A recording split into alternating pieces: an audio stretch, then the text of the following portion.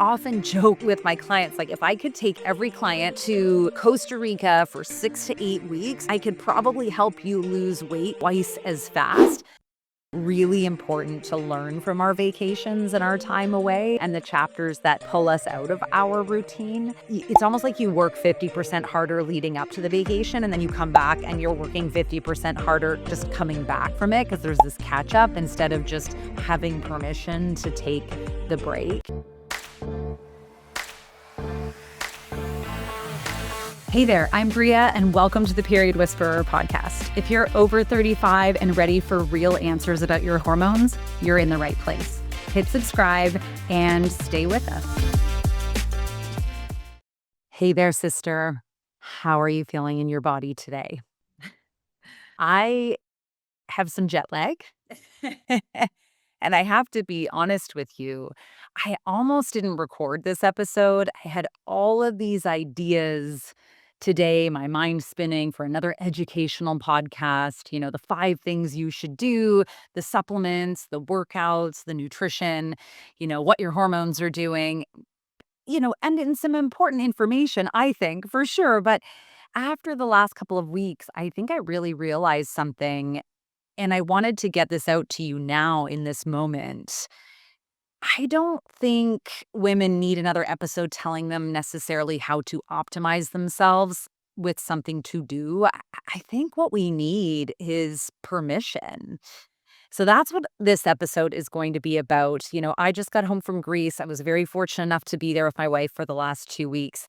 And if I am being completely honest, I did not work out at all. I used to always work out on my vacations, and I didn't work out at all. Sure, we walked, we swam, we beach hopped, but I ate incredible food, drank incredible wine. If you've never been to Greece and you have the opportunity, I highly recommend it. Some days I ate because I was hungry. Some days I ate simply because I wanted to try something new and food was there. It was being offered to me. Some days I ate because life was beautiful. And you know what really surprised me? I came home feeling really good. In fact, my wife just said to me, "You look really good. Like your body looks good. It looks healthier. It looks, better." And I could accept that because I think she was right. And it wasn't because I did everything right. I followed my exact plan. I really let my entire plan go out the window. Not that I'm saying we shouldn't have routine. I've come back and I have very clear routine to come back to, but I think it's really important to learn from our vacations and our time away and the chapters that pull us out of our routine. But because for the first time in a long time, I slowed down. And I think most of us understand that when it comes to planning a vacation, if you are lucky enough to have one, it's almost like you work 50% harder leading up to the vacation, and then you come back and you're working 50% harder just coming back from it because there's this catch up instead of just having permission to take the break. And I've been noticing something about myself. I came home, and even on the flight home, my brain had already started. You're going to need to work out tomorrow. You need to answer those emails. Make sure you have the groceries ordered. You got to record this podcast. You got to do your meal prep. You got to get back on track. And it wasn't my body asking for any of those things. It honestly was conditioning in my brain. Talk about women growing up learning that worth equals output. I think the messaging that I got very much was that good girls are productive, they are helpful, they are responsible, they are selfless, they are busy, they are useful. And I think in that sense, we really wrap up achievement becoming identity. And I don't want to belittle that because I do really love being productive.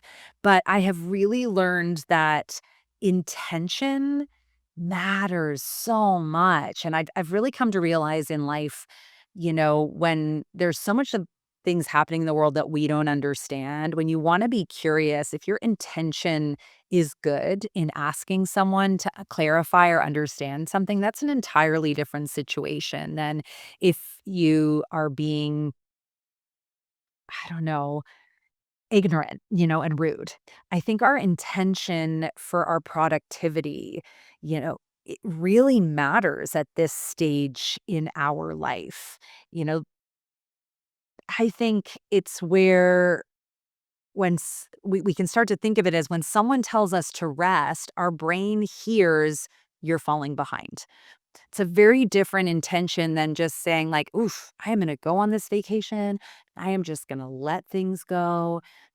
I've been really aware of a lot of a lot of, social media posting around surrendering, right? Like a lot of concepts around surrendering. And as hard as that is, I do think it's so important to surrender and trust that you are doing enough. You're doing enough for your body.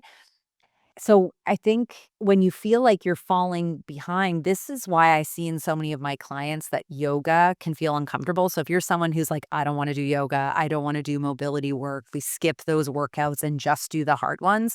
I think this is why nervous system work, when we talk about that, like just breath work and breathing and taking time, can feel so boring for us.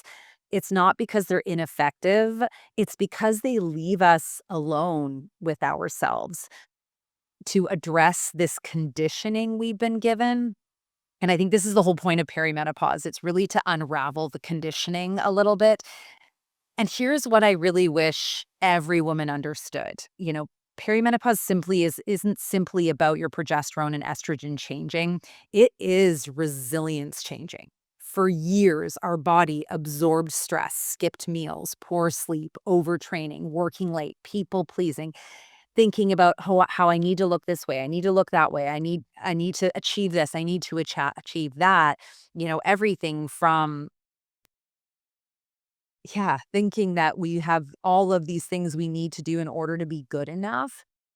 And somehow throughout all of those years, we bounced back, right? Even through childbirth, if you've had children, like the female war, right? And I remember watching, I'm not sure what it is, maybe Game of Thrones or maybe, something from the medieval times, and there's women who are like, "I should be out there helping," and they're like, "No, your war is in the childbearing room," right? Like, you have to give birth because it is like a war in your own body. And we bounce back until one day we don't, right? And the same life in midlife can suddenly sometimes feel heavier. That same workout starts to take longer to recover from. Sleep doesn't restore us, so getting out of bed can feel harder. Our energy starts to disappear. The weight won't move in the direction we want. In fact, maybe it's moving in the wrong direction. And we think, I must need more discipline because that's how we've been conditioned. But no, the hard, jagged pill to swallow right now is that your body isn't asking for more pressure. It's asking for more protection. Let that one sentence land for you, and I think a really cool thing to measure is if you have a holiday coming up, even if it's just a weekend, or if you have an actual vacation, if you go on vacation and you sleep better and you feel better and you have more energy, I mean, I think that's a really key indicator of the impact of stress on our bodies in our day-to-day life. And I tell my clients this all the time. There is an order to healing. We all want to jump to the sexy stuff, right? And this is where I think we're seeing a challenge with a lot of the GLP-1 peptides come in and I am a fan of peptides. I've done series on this episodes about them, but I have a problem when people are jumping the gun to try to get to that sexy part where, we are balancing estrogen and boosting progesterone and fixing insulin and losing the 20 pounds. But your body has priorities. If digestion isn't working, you're not absorbing nutrients. If detoxification is overwhelmed, your hormones can't move efficiently through your body. If your nervous system believes you're under a constant threat, your adrenals stay busy keeping you alive instead of helping you thrive. Only then can sex hormones and metabolism, like insulin sensitivity, really begin responding the way you want. And here's the frustrating part. That foundation of digestion and detoxification and adrenal support, it takes time. It takes a lot more time in our 40s and 50s than it did in our 20s. Why? Because we have less resiliency in our sex hormones. But also because we have way more responsibilities in our life, way more going on in our head. I often joke with my clients, like, if I could take every client, if I could take you to Costa Rica for 6 to 8 weeks, I could probably help you lose weight twice as fast. Not because beaches are magical, but because you're not juggling kids and aging parents and careers and college applications and prep for college. This is what I'm in the middle of right now. Soccer tournaments, marriages, laundry, everyone else's emergencies. Life keeps asking and your body keeps paying. So we need to start shifting this mindset of what is productive. How do I get all of this endless to-do list done? And tying our enjoyment and our worth and our productivity to that and start thinking, okay, what is going to bring balance to the situation that I'm in, which is a really different picture to calories in and calories out, right? When we think about weight loss, which is really the form of health that has been shoved down our throats as women for decades and decades, it's really about input and output. Are you taking in less to your body and pushing yourself harder? And yet that is not going to work in a body that is struggling with hormones, immune system, digestion, detoxification, energy production, nervous system regulation, oxidative stress on the body. What I'm trying to tell you here that I think is so important is that vacation didn't heal my hormones. That's not what happened. I didn't get to come back from vacation and like magically everything is balanced in my body because I am also in the depths of perimenopause at almost 45 here. Test my hormones. I see where they are at. I recognize that I don't have a fountain of youth here. We don't get to avoid our ovaries retiring. They're going to retire, and that is going to have an impact on the body. But what happened for me was this. For 2 weeks, my nervous system finally believed that nothing was chasing me.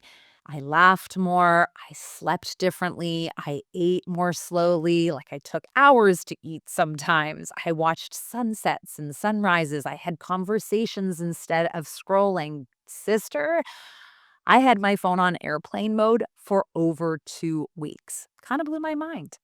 And although I still had access, on Wi-Fi and stuff, I got really used to just being like, oh, no, I'll just wait.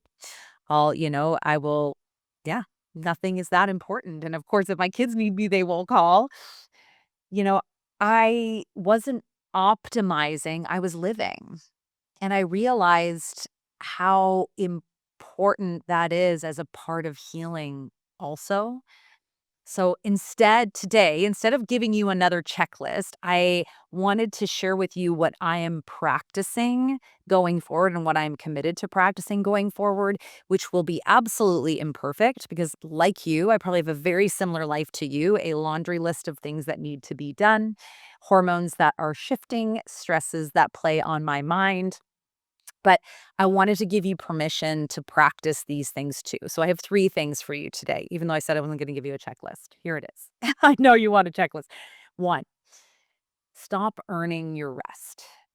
I am a big believer of delayed gratification and getting things done, but I think there's honoring the natural rhythm of our body. Like ultimately, we should have our biggest cortisol spike in the morning and our most productive time from when we wake up until around 3 p.m. That should be our most productive time because after that, our cortisol should drop down. So we can honor this rhythm of getting the things done we need to get done.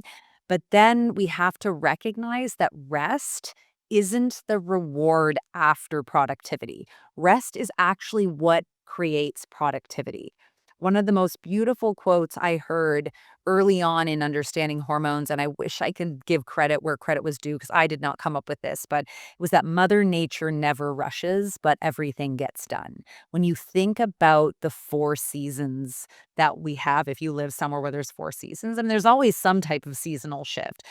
When you really think, though, about the quieting and the rest of winter in order to have the new growth and new life of spring, in order to have the bursting, juicy energy of summer, We have to have the winding down and preparations of fall, and then the hibernation aspect of winter. Our life really needs to follow a very similar cadence. We need to have these ebbs and flows and rhythms, whether it's daily or weekly or monthly or seasonally, to create the energy buildup for productivity, for healing, for navigating major transitions like perimenopause.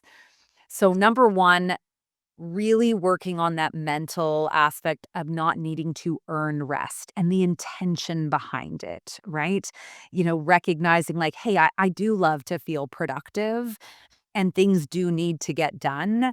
I don't get to go off to Greece forever, although sometimes I would really like to. But I think when we really settle in and think, okay, I know what my body's going through a lot right now. My life is a lot right now. How do I support that in a way to create space so that my body has what she needs? The intention behind your rest really matters. And feeling like you need to earn it is not a very positive intention, and it's not going to serve you in the same way as thinking like, "Hey, how do I support the productivity that I want in my life?" Number 2, ask yourself what would feel supportive instead of what burns the most calories. I still hear women talk a lot about calories, and I gotta tell ya, I think it's a big fat waste of time. I think it's the wrong way to look at things. Yes, if you truly are following that order of operations of healing that I spoke about, and if you don't know how to do that, please book a call and let's have a conversation so I can walk you through it.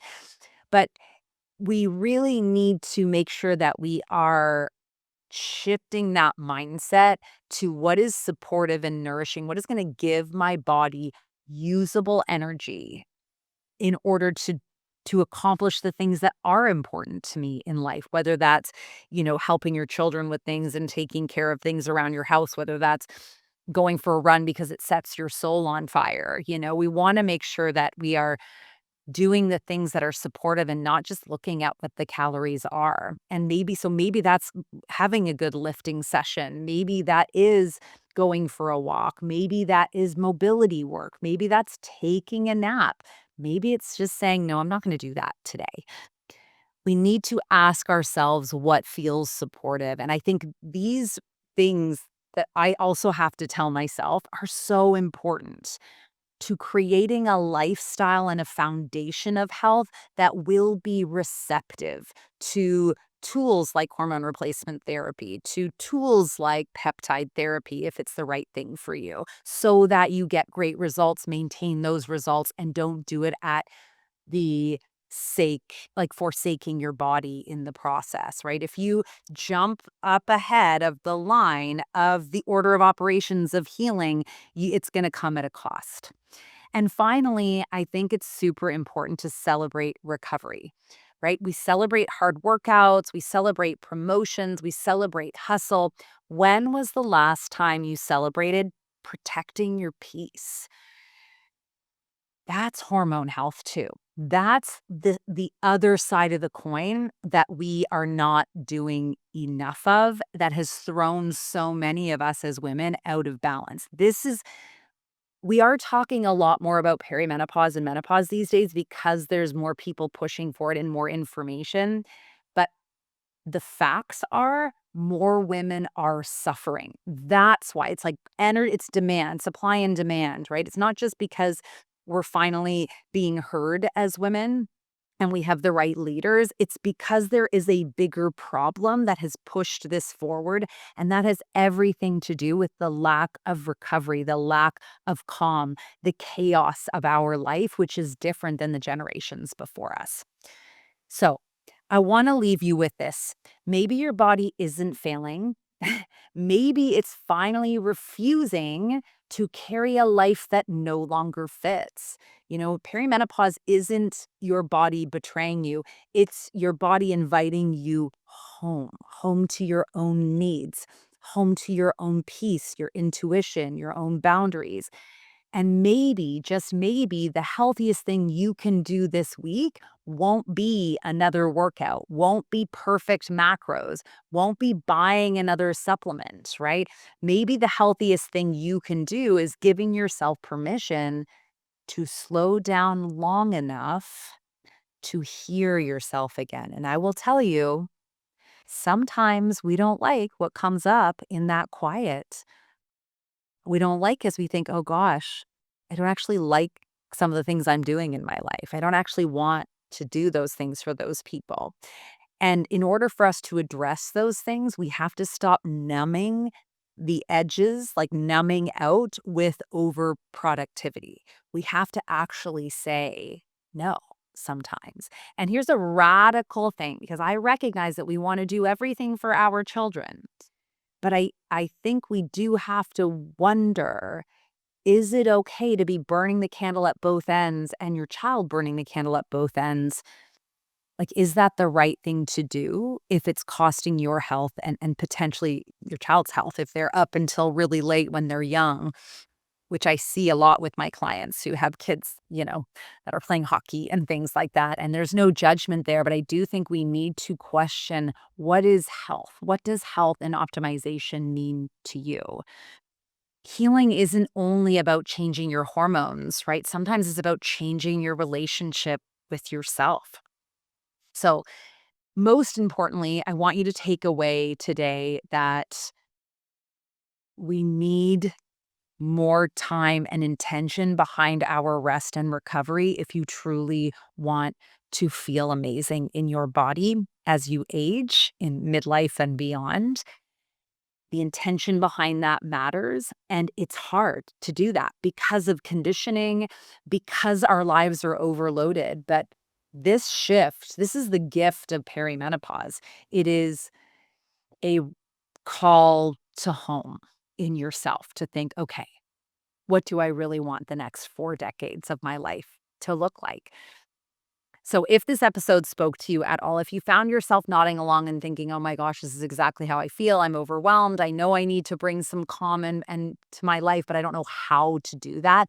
I do want to remind you that this is why I created Midlife Mojo, a little spot for women to come into that does give you the foundational basics to revive your hormones. So you have a full 90-day program in there to go through that is going to make sure you have those foundational pieces in place so you are doing enough for your hormones, but also gives you the quick answers that you need. So you're not searching and searching and searching constantly on social media for answers, that you have a community of women that remind you to take permission for rest, that help you feel like you're not alone in there. Because what I have learned with working with hundreds of women is that information isn't usually what you are missing.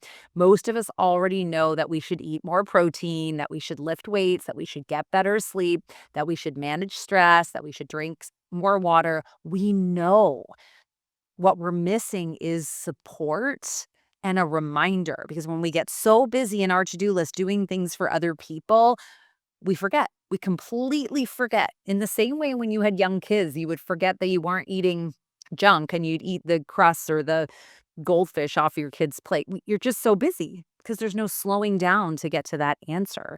We're missing a place where we can slow down enough to actually put those things into practice without guilt, without perfection, without feeling like we're failing if life gets messy. So Midlife Mojo is there for you. Please swipe up, check it out. It allows you everything that you need. Plus, I can give you direct access to me. We can answer your questions. We can hop on live. But most importantly, it's a place for you to stop chasing perfection and start building resilience, because that's really what I want for you. Not another diet, not another program that leaves you feeling like you're behind, not another list of things you should be doing, not a place where we skip steps. So if you are ready for that, I'd absolutely love to welcome you there. You can find that link to Midlife Mojo just in the show notes below. Swipe up. We'd love to have you inside. It's a beautiful growing group of amazing women. And until next time, remember this: your body isn't asking you to do more. It's not. I have never met a lazy woman in the last decade of my life. None of my clients are lazy. They're all too productive. And that's the challenge. But we need to balance that out because everything in our life is about balance. All right. Go out, sister. If you want to be more in your life and not just less on a scale, we need to slow down and listen to what's coming up inside. I'll look forward to catching you in the next episode. Have the most amazing day. We'll talk soon. If you're 35 plus and ready to stop guessing, start understanding your hormones, and feel your absolute best, hit subscribe. That's what we do here.